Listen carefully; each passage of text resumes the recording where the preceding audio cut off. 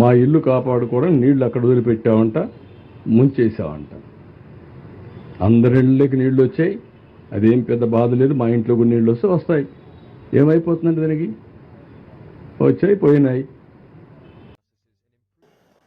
చంద్రబాబు నాయుడు గారేమో కృష్ణానది ఒడ్డున ఏమి లేదు. ఒడ్డునంటే మీకు ఎంత చిత్రం ఏంటంటే వెళ్ళి కాళ్ళు కడుక్కోవచ్చు ఆయన బెడ్రూమ్లోంచి.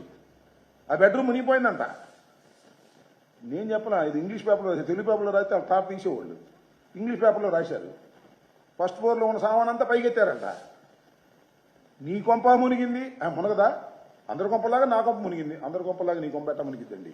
నువ్వు కృష్ణానది ఒడ్డునున్నావు కాబట్టి మునిగింది. నా కొంప మునగలేదే, జగన్మోహన్ రెడ్డి గారి కొంప మునగలేదే, విజయవాడలో వాళ్ళ కొంప మునగడానికి నువ్వు కదా కారణం. ఈ కొంపలు మునగడానికి కారణం నారా చంద్రబాబు నాయుడు గారి అసమర్థత. ఈ విషయాన్ని గమనించుకోకుండా 24 గంటలు తిరిగి రోజు గంటల తరబడి ఉపన్యాసాలు చెప్పి తాను చేసిన తప్పును రైట్ అనిపించుకోవాలని చేస్తున్న ప్రయత్నాన్ని మనం ఖండించాలి. బుద్ధి రావాలి చంద్రబాబు నాయుడు గారికి అని నేను కోరుకుంటున్నా.